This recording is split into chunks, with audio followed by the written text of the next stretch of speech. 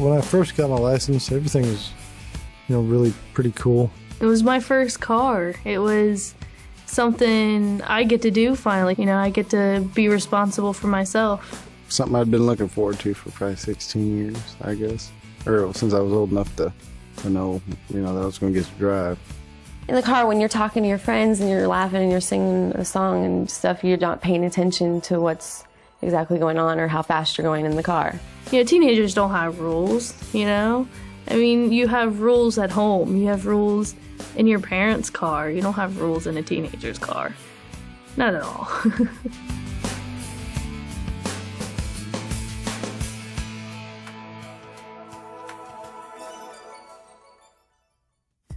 We were playing around, of course, I mostly was on the road, but you know how kids are. Of course you look in the rearview mirror, seeing what everyone's doing in the back seat. They were just average kids. Greg had driven 2 years and never had a ticket and never had an accident. They drove a little fast, but what kids don't. I got in the car to go to school because I got picked up from Ashley every day. Me and Natasha argued over who was going to sit in the front seat, and she won the argument, of course. It was my friend's 21st birthday, and I was, just having a few with him. It started out just to be a normal morning. They usually took off for work about the time I went outside on the farm and started chores and things, and they were just joking around in the morning, and it was a cold winter morning, and roads were good, really didn't think anything about it. She reached over with her left hand to grab something out of the center console, and when she reached over, it kind of just swerved the car a little, and we were going about 65 miles per hour, and the speed limit was actually 45. I was driving, and it was, I think, at like 1 o'clock in the morning, and we were heading home. We were doing 90 plus mile an hour around a curve, and we flew straight off that curve and into an embankment, and it was pretty deep. Hit head on, and that was where it stopped. It pushed the whole front end of the truck back on us. Police had said it looked like, for some reason, Greg had gotten a little off the edge of the road. When he pulled back on, he overcorrected and spun around sideways, and then went through the ditch, and the driver's door hit the power pole. And they estimated he was going 79 when he lost control and probably hit the pole around 50 miles an hour. So we had to drive by it in order to get to the hospital. We just knew that our whole reality had changed, and as bad as the accident looked, we didn't know if we had any sons left. We knew that Greg couldn't have survived, and we just prayed that Steve was able to come out. There were 4 people in the back seat, 1 in the passenger. It was just us 6 going out for a good time. It was actually 3 couples. Next thing I know, I do see a hand pulling the steering wheel. And, the first time I could correct it. The second time he pulled again, and the car went into a slide where I couldn't get out of the slide. It just went sideways and right into a tree. And the next thing I knew, I wake up, looking around, not knowing what's going on. There's dust everywhere.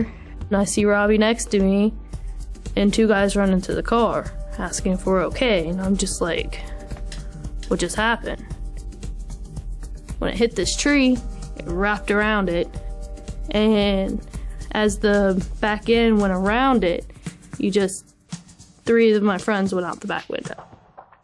There was Jenny, and then Jesse, and then Tasha in the far back, and there was Lester trapped inside the car still. And that's when it hit me like, whoa, they're not just unconscious, they're dead. The car actually spun for about 200 feet, and then it hit the light pole. 911 emergency, John. Yeah, there was just an accident on Sahara right before Sloan. Is that Sloan? I think it's before Sloan. It's really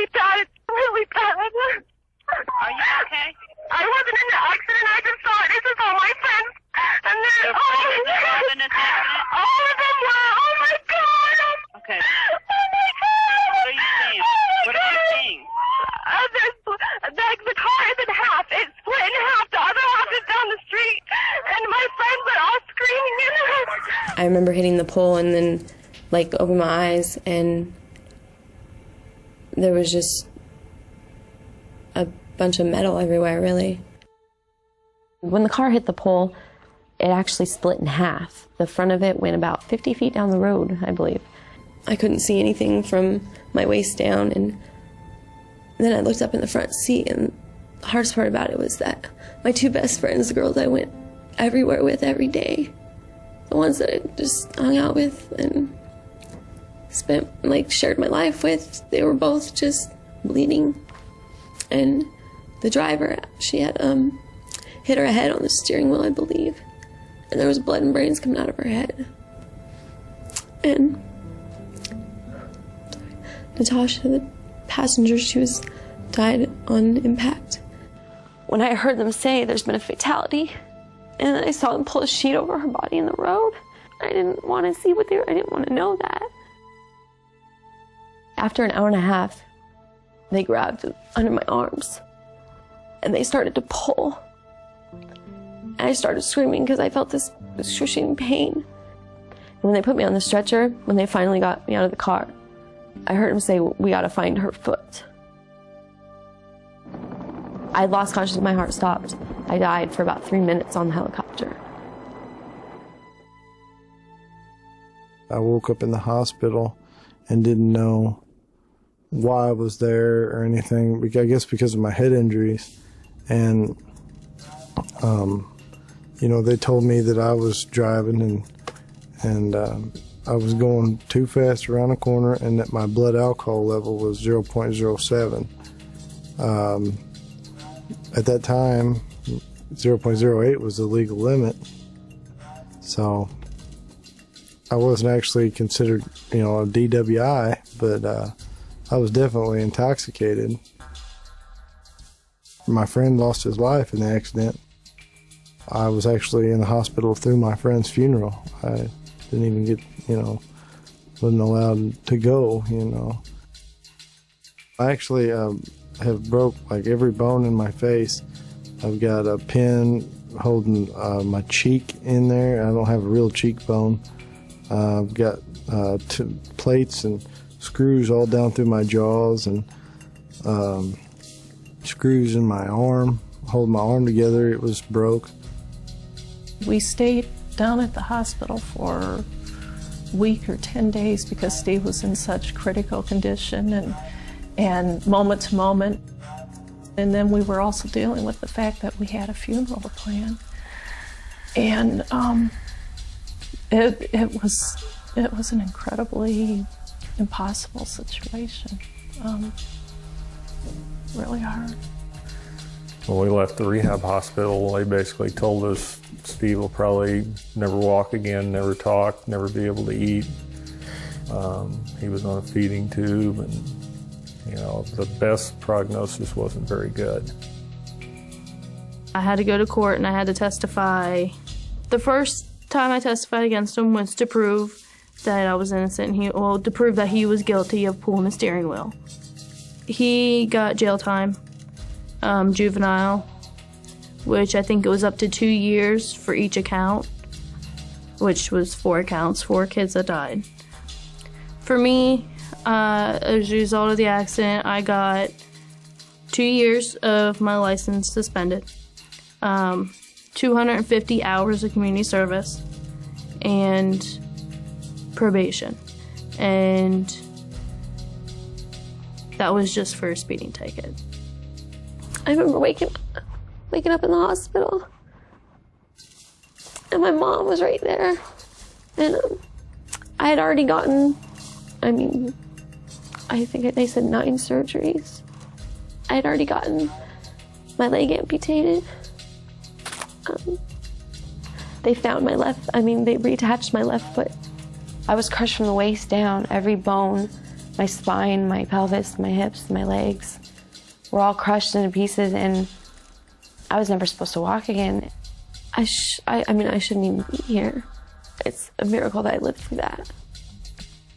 I was charged with involuntary manslaughter in the first degree, and I got charged with 2 counts of second-degree assault, which are all 3 Class C felonies, when I started going to court over it all, I was actually facing 21 years in penitentiary. Can I help you? Yeah, I need to come in for the weekend. Just a minute, I'll get the jailer. I got locked up in the county jail for about 6 months, and then when it finally all came together so we knew what was going to happen, I ended up doing 2 years worth of weekends in the county jail. Put yours right in there.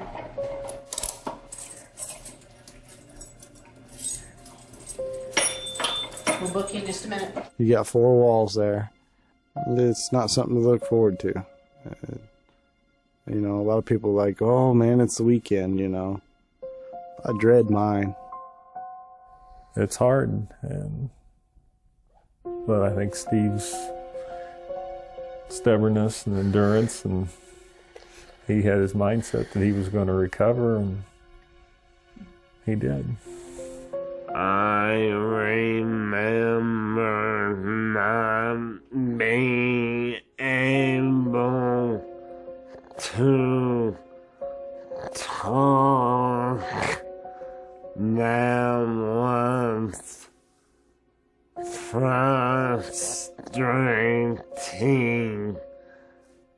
I should have said, slow down. Especially when I go to grave sites. You know, I get down on my knees and I say that I love them. I miss them very much.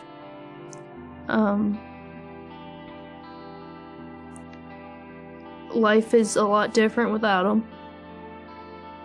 I have not talked to any of their parents since the day of the accident. They don't want anything to do with me. I know they think that I'm responsible. They think me and my boyfriend were both responsible. And they figure, you know, I was the driver of the car, so I should be able to control everything that happened in the car. And they just believe it was all my fault. I had a lot of fun, and I knew every day when I woke up that I'd be with my best friends and we'd be having a good time. And it was something to look forward to every day. Never thought it'd be taken away from me like that. Everything was normal, fine. We was partying, having fun, and then that one night, it happened. Just knowing that my best friend lost his life because of me, I don't even have a word to tell you how bad that feels. It's hard to live with yourself. Greg thought he was a good driver. He was very confident, and he was, for his age, a good driver. But all it takes is one mistake. It was just a normal teenage day, you know? To me, that's all it was. And I believe people do see me as maybe a bad person or, you know, not smart for, you know, having 4 people in my back seat. But, you know, a 16-year-old is a 16-year-old. I loved life. I mean, I still do, but I loved my best friends more than anything in the world.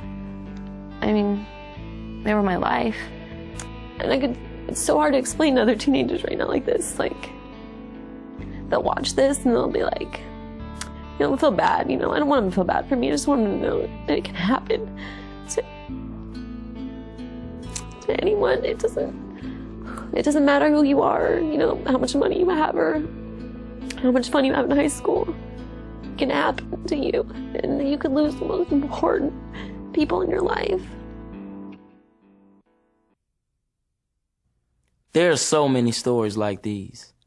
In fact, you probably know someone who's been through something like this. Auto accidents are the leading cause of teenage deaths, but there are some simple things you can do to cut down on your chances of being involved in crashes like these.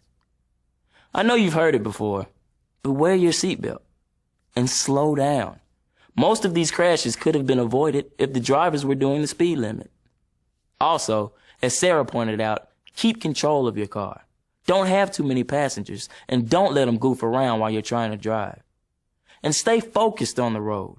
Don't try and do other things while you're driving. Whether you're getting something out of your console, playing with the radio, or trying to make a call, it just takes a second to lose focus. Try and give yourself plenty of time to react if something happens in front of you. Follow the 2-second rule. When the car ahead of you passes a stripe on the road or something that's not moving, you should be able to count to 2 before you pass the same object. Finally, don't put yourself in a bad situation. You know you're not supposed to drink and drive, but bad weather, congested traffic, and lack of sleep can cause problems too. In fact, most teen crashes happen at night. Just try and avoid these situations if you can.